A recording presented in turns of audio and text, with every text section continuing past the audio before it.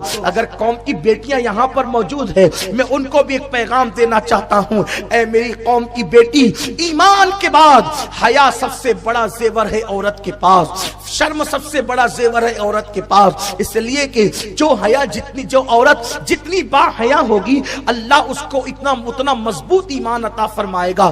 جس میں حیا نہیں ہے اس کے پاس ایمان نہیں ہے۔ پارسائی اختیار کرو، آج کی لڑکیاں دوپٹوں کو مفلر بنا کر کھوٹیوں پہ ٹانگ کر جو ہے وہ بے پردہ گھوم رہی ہے۔ کل ایسا ہوتا تھا کہ بیٹی اپنے باپ کے سامنے جانے میں ہچکچاتی تھی، آج کل کی لڑکیاں تو اللہ اکبر کسی سے نہیں جھجکتی، وہ ہر جگہ کھڑی ہے، سینہ تان کر کے بڑی بڑی باتیں کر رہی ہے۔ کیا ہو گیا مسلم بیٹیوں کو، کیا ہو گیا مسلم بچیوں کو؟ ہم نے اپنی بیٹیوں کی صحیح تربیت نہ کی، قرآن و سنت کی روشنی میں ہم نے بیٹیوں کی صحیح تربیت نہ کی۔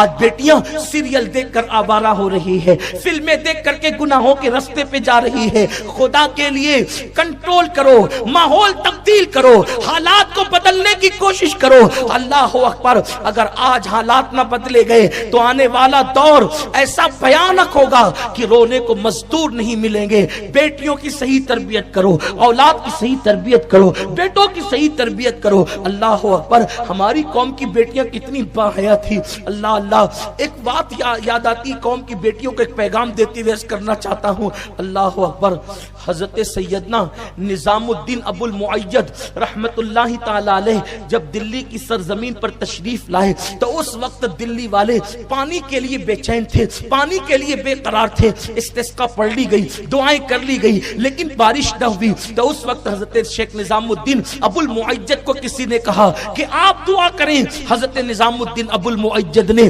جو ہے وہ ایک کپڑے کا ٹکڑا نکالا اور نکال کر کے دعا کی۔ اللہ اکبر، کالی گھٹائیں چھا گئی اور پورا دلی جل تھل ہو گیا۔ کسی نے پوچھا شیخ نظام الدین ابو المعید سے کہ آپ یہ بتائیں کہ اتنی بڑی بڑی دعائیں ہوئی، اتنی بڑی بڑی آیتیں پڑھی گئی، نماز استسقا پڑھی گئی، لیکن بارش نہیں ہوئی، اس کپڑے کے ٹکڑے کی خصوصیت کیا ہے کہ آپ نے نکال کر دعا کی اور باران رحمت کا نزول ہو گیا؟ شیخ نظام الدین ابو المعید فرماتے ہیں یہ معمولی کپڑے کا ٹکڑا نہیں ہے، یہ میری ماں کے دوپٹے کا ٹکڑا ہے۔ میں نے اللہ سے عرض کیا مولا یہ اس ماں کے دوپٹے کا ٹکڑا ہے جس کے سر کے بالوں کو کبھی اس کے بیٹے نے بھی نہیں دیکھا، اسی کے صدقے میں باران رحمت کا نزول فرما دے۔ یعنی ہماری قوم کی بیٹیاں اور مائیں اتنی پارسا ہوتی تھی کہ وہ اپنے بیٹوں سے بھی اپنے سر کے بالوں کو چھپاتی تھی، اور آج تو بال بنائے جا رہے۔ قوم کی بیٹیاں بیوٹی پارلر میں جا رہی ہے، یہ حالت ہو گئی ہے، حسن کی طرف جاری نہیں، یہ ہنسنے مسکرانے کی بات نہیں، اس سے تباہی کے سوا کچھ نہیں ہوگا۔ میں سارے بیوٹی پارلروں کو تو نہیں کہتا، لیکن یہ ضرور کہتا ہوں آج کل اکثر بیوٹی پارلر زنا کے دلال بن چکے ہیں۔ وہاں جب عورتیں جاتی ہیں تو باضابطہ کچھ بدچلن عورتیں ایسی ہوتی ہے جو ان کی طبیعت کو دیکھ کے، ان کی نفسیات کو دیکھ کر ان کے جسم کو بیچنے کے لیے اسباب فراہم کرنے کی کوشش کرتی۔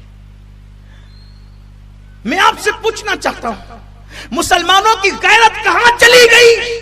جو مذہب حیا کے تحفظ کے لیے اسلامی بیٹیوں کو مسجد جانے سے روکتا ہے، وہ مذہب بیوٹی پارلر میں جانے کی اجازت کیسے دے سکتا ہے؟ رسول پاک کے دور میں عورتوں کا مسجد میں جانا منع نہیں تھا، عورتیں مسجد میں جاتی تھی، لیکن فاروق اعظم نے اپنے دور میں روک دیا کہ اب کوئی عورت مسجد نہیں جائے گی۔